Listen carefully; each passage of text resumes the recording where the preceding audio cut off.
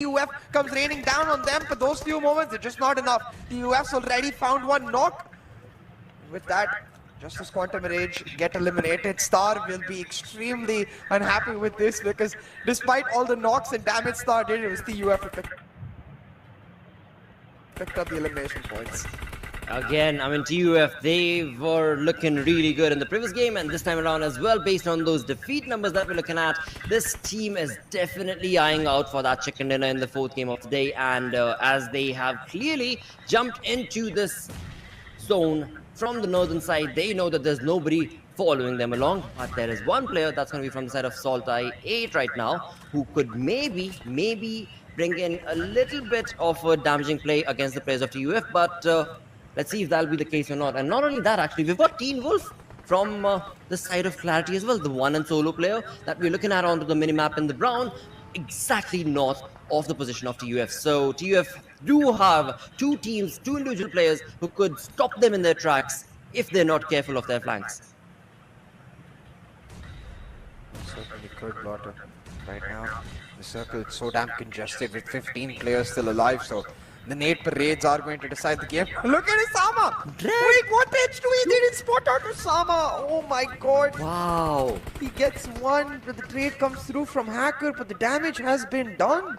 Osama, even though he goes down, he's bought time for all of these teams and highlighted H2E's position. And now the nade parades are coming down on them. They're trying to get the revive on. They should be able to do it. So H2E actually, despite that huge play from Osama, getting away scot-free so far. They will be able to move into the center of the circle and get themselves a really important spot. Now, we've got one player from Saltai 8, we've got one player from Clarity, 4 players from H2E and TUF each, and a 3-man squad from Magnus. And really, the way it is positioned, it is just that solo players who are going to decide this game. Because look at Teen Wolf, he's sneaking in behind TUF. Look at Uzum, he's sneaking in behind Magnus. The moment a fight erupts between these full squads, Teen Wolf and Uzum, who they spray on, who they knock, that's going to decide who becomes a winner chicken dinner. Well, in all of this, H2E are still here. Magnus is still here. If TUF have utilities advantage in their favor, then they can very well stop these opponents, because TUF, as soon as they jump in towards this position, they're going to be surrounded in certain sense of the word. From one side is going to be Magnus's players, from the other side is going to be the 3-man army from H2E, and then you've got those lone wolves roaming around as well. So a tough luck situation for the side of TUF, but the numbers advantage is something that they can maybe capitalize upon. And also, we do know the side of TUF is very strong when it comes to communication, and that's the reason why they jump into fights with 4-man army and they walk out of them with all 4 players. So that is maybe going to be favored. And look at Virus. Okay, so he's retaining some information right there, keeping a close eye towards the left-hand flank, towards the right-hand side flank, the western flank of the team's position right now. Magnus trying to rain down the damage on H2E while Uzum sneaks up. H2E actually are the ones that land a key nade onto Adil, and now look at Uzum, he's gonna find a perfect nade onto the rest of Magnus. Will finish them off. Magnus, they've been eliminated, and again 4v4, v1. TUF H2E with full squads, but Uzum and Teen Wolf with just these solo players, they're managing to do so much damage. Another nade lands for Uzum, he's done so much. He sees red right in front of him, but he's just focused on the nades first. Still H2E in his sightlines. They're trying to just deny those flanks, but they can't, because the moment they look at those flanks, TUF comes into play. But finally, Uzum's threat is neutralized. But TUF, they take full advantage. They knock out Pan, and now they're trying to move in for the kill. But keep your eyes on Teen Wolf. He's still lurking. He's still playing it safe. Still waiting for his final opportunity. And that opportunity is now, because TUF is moving in for the kill. Well, there we go. TUF again, all 4 players chiming in along, taking on the team of H2E one by one. As they do so, they themselves have taken a massive blow, as Joker and Thor have been brought down to the knees. So now it is going to be a little bit of a revival story that will be showcased from both of the side of these teams, of course. But where is Teen Wolf actually? Because he is on the map, but we don't see any movement coming in from his side. A few minutes ago, we did see he had a perfect angle on the players of TUF, but again, he was so very quiet. So right now, he just wants to perhaps see how this plays out between these two teams. You can see TUF, they're stuck, man. And H2E, their health bars are now back. Exactly. I mean, this is full, perfect. so TUF. Sorry. Sorry, go ahead. TUF, they're just getting pincered. They are. And this is the perfect moment for Teen Wolf to be able to capitalize, but he's not wanting to participate in any of that, and it seems like Virus, that's exactly what he was waiting for. A little bit of that head pixel, and that's all that was needed. And now Virus, of course, does seemingly have information. Yes, he does on his side as well, and moving on along with the massive force of his team. Both the players jumping in. It is going to be the end of Assad, and now it's a one-man army. Dread from H2E, the only player surviving from H2E, is going to well, again, I mean, that's just impossible. Impossible for H2E to be able to stand strong against this team. Have it figured out. The way they've got the battle figured out from it is perfect. I mean, we've performed incredible plays. I just don't get it. That moment was his for the taking. He knew the team right in front of him. We're down 2 players. That was his moment to jump in to take on the fight. I cannot come up. That defending Teen Wolf's decision right there to not take on the fight. There is no defense. I think clearly showing their lack of form so far, because as soon as you see that UPI coming back to back, you gotta go and try to take that fight. You know it's a one. He allows the revives to come against the shutdown. And a pick up for Team TUF. One in an angle for TUF, team that we were expecting to be a top contender for the first spot, but with a 16-point elimination winner, I believe 31 points picked up, 30 plus at least. I'm not sure about the exact 30 plus points picked up. Water, that's going to shoot them straight rankings into contention for that top 1 spot. That is true. That is very true, and that is very well deserved as well for the side of on the way that they have been playing in the past 3 weeks, and of course it was just missing. It has been showcased right now. So wonderful performance from the side of TUF, and also a long comeback story, a perfect comeback story. Perhaps comeback story is a stronger word to use right now, because it's just day number 4 games, but H2E were missing out in all of those. Not even a single point is what they walked away with, and then win and take this sort of a play, that is amazing. But yeah, we'll talk more about all of this. Go.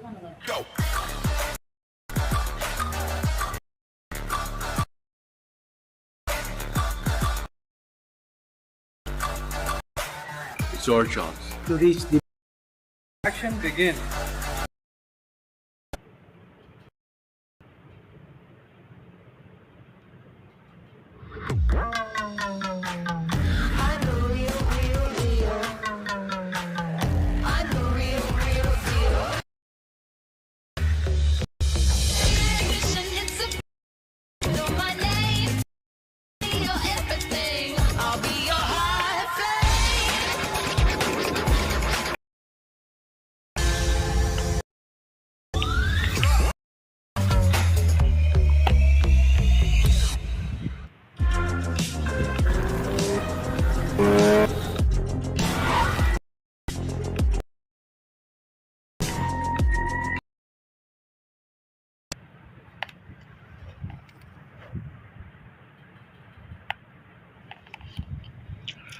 Alright, well dude, again, grand finals, that's where we are at. Day number 1, based on the way, I mean, fix this entire lobby, every single game, they are slowly but surely. Oh, they certainly are, and it's just getting more and more with every passing game. Of course, TUF playing their cards right, being very patient in those final few circles. The circles, the way they have been shifting, I really thought that this could be the game where H2E finally gets some really good points for them. They eventually did, but could have been a chicken dinner again. Them missing out on the first game already on a little bit of a back foot, but still a 3rd position finish is not good. But as we take MVP, has to be Joko, right? 7 finishes for this lad. He was an absolute monster. Oh yes, he definitely was, and kill freak is what he turned out to be, because 5 knocks along with those 7 eliminations is definitely proven that he was hungry, and he was hungry to showcase to the lobby that well, TUF is jumping in to take on a lot of points, and that's exactly what they walked away with. As Fixes did mention, a high fragging game along with the chicken dinner gives them a big boost. That is what was missing from their side in the storyboard, and that game, the fourth game of the day, will confirm that over angle. But as we move on through to the top players from the MVP, we do have Team Stars Emerge chiming along on that second position with 4 eliminations. And I mean, now in fact, I can very well say just 4 eliminations, but 937 damage. In fact, that much more to the point is the case of Edgar from TUF. Just 2 eliminations, but damage of 909 dished out from his side. Yeah, that shows how well TUF were Right. really controlling that high ground that they had to themselves. Again, very very meticulous in terms of how they decided to rotate around, and a majority of the times you do not really see the circle going a little bit towards the north. So that is something that happened quite different in this particular game, and TUF did know that this was their right opportunistic moment to seize. But again, Teen Wolf had his own fair share of glory, just getting his team up to the second spot. But regardless, in terms of a statistical comparison, it's quite absurd to, even try and compare, because TUF is just winning by miles afar. But then again, Lakshay, I really felt the moment that fight between TUF and H2E ended, that is where I really felt that Teen Wolf should have aggressed, should have True. advanced, and could have done at least some massive amount of damage, at least maybe thrown a few grenades here and there. And there could have been a possibility, something like, Blade did in the previous game, if you remember, saw Hey, Diet getting yes. the chicken dinner. Something like that was expected. And even so is the case with Uzin this time around. He was surviving pretty late, and he had all Right. his chance, to go after the players of H2E, and he certainly could have gone had TUF not really spotted him out. So that is definitely going to be a little bit of a bummer. But this match summary clearly shows that the teams are definitely picking up the big names. Like Team Clarity, who were kind of lacking behind, have also picked up the pace. Well, they definitely have in terms of the points, but in terms of the aggressiveness, that I was also talking to C about the same exact thing. That one point in time, when it came down to Clarity, it was the aggressive streak that they were known for, and now they've fallen back on that and moved on that much more on a perhaps a slow methodical gameplay. I'm not entirely sure what is the approach from the side of Clarity, but again, nothing taken away from any of that, because in the end, it's all going to be focused on the points, and the points is what they walk away with in this game. On the other front, the team that was looking pretty comfortable in terms of being consistent and consistent with the word itself, we had Regicide. But this game, they're down on that 16th position. At one point in time, I did point out that they were on towards the eastern front of the map, and they were looking pretty comfortable. But I guess things went south from that point onwards.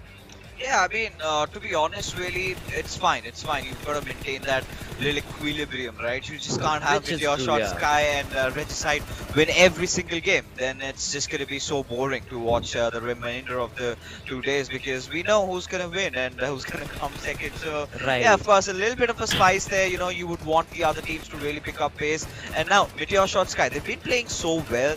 Now they've got a really huge bounty on their heads, and pretty on. And this is also gonna keep on happening tomorrow, when teams are gonna be prepared for teams like Salt I8 and Meteor Shots